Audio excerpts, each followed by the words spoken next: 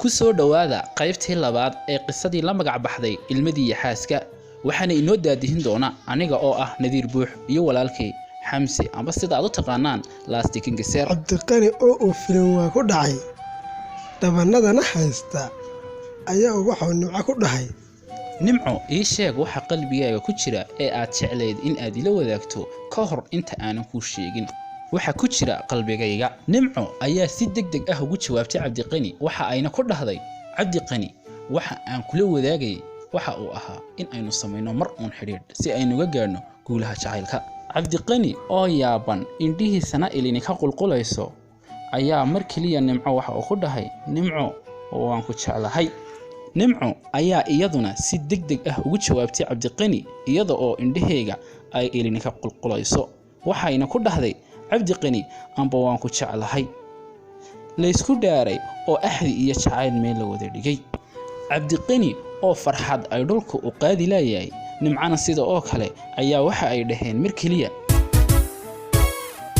lagu ruux kale dhageysanaya ayuhu bashar kale ku dhaygagiwa diga admiga kulde haniwa qorraxda dhalatana ku agdigiwa wax la isdhaho qorraxda dhalatana ku agdigiwa eriyada macaaniya la isdhaafsay heesaha muddo dheer wada socod Cabdiqani iyo nimco iyagoo oo noloshooda ay ku jirto maalmihii ay ugu farxadda badnaayeen noloshooda hase ahaatee waxa dhacday maalin maalmaha ka mid ah Cabdiqani iyo nimco oo wada jooga oo farxad iyo reereen ku jira ayaa waxa uu Cabdiqani mar kaliya ku dhahay nimco waxa aan rabaa in aynu xiriirkeeno aynu sii weyneyno si aynu uga gaarno guulaha jacaylka amba uga rumayno hamiga aynu ka leenahay nolosheena nimco ayaa si degdeg ah hadal la soo booday oo ku dhahday Cabdiqani waxa aan jeclahay waxa adigu aad jeceshahay ii sheeg si aynu uga rumayno hadafka jacaylkeena Cabdiqani isaga oo dhoola cadeynaya farxadina ay wajigiisa ka muuqato ayaa waxa uu nimco ku dhahay waxa aan rabaa in aan ku soo doonto oo aynu isxalaashano nimco oo aamini weyday hadalka uu la yimid Cabdiqani farxad darteed ayaa mar kaliya waxa ay ku dhahday amba ay ku tiri Cabdiqani waan ku jeclahay waxa ay arintii soo socoto nimco u sheeg familigoogii Cabdiqanina sidoo kale familigoogii u sheeg laakiinse sheekadu waxa ay isbedeshay maalin nimco ay u ahayd maalintii ay ugu murugada badnayd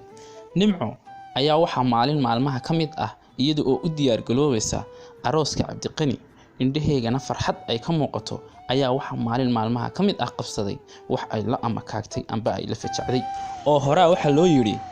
wixii aanad filimba ileen ka fajiciye nimco oo la yaaban rumaysan lana ayaa mar kaliya indhaha waxa ay qac ku siisay Cabdiqani oo la jooga gabadh isla mar ahaantaana gacanta haysta nimco oo yaaban meel ay wax ka bilowdana aanan garanayn ayaa hal mar afka furatay waxaana tiri Cabdiqani kadib Cabdiqani iyo gabadhii ayaa soo jeestay nimco oo aan joojin karin ilinta ka qulqulaysa indhaheega ayaa hal mar waxa soo orday Cabdiqani iyo gabadhii kadib waxa uu Cabdiqani ku yiri nimco maxaa ku helay walaalo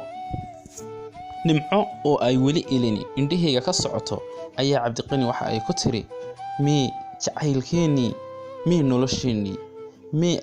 farxadii aad ii sheegi jirtay mar walba mi erigii macaana ee aad mar walba igu oran jirtay ee ahaa nimco waan ku jeclahay maanta miyaad hilmaantay nolosheeni maanta miyaad ku ciyaaraysaa nolosheeni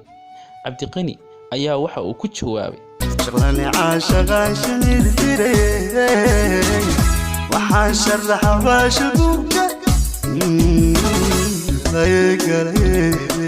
nimco oo ay weli indhaheega ilintii ka qulqulayso ayaa mar kaliya waxa ay u oroday ilaa iyo xaafadoodii Cabdiqani oo madaxa haysta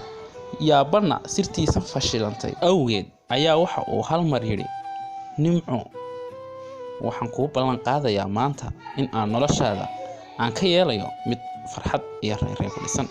nimco oo ka dhaga adeegtay arrinka ayaa waxa ay sii wadatay socodkeedii iyada oo ilini ay ka qulqulayso qaybta saddexaad waxaad nagala socon kartaa bogga aan ku leenahay YouTube ee Nadiir Buux fadlan haddaad YouTube channelka ku cusub tahay subscribe saar si aad u noqoto daawadaha ugu horeeya ee daawada barnaamijyada aan soo gelino halkan. Qisadii ilmadii iyo xaaska.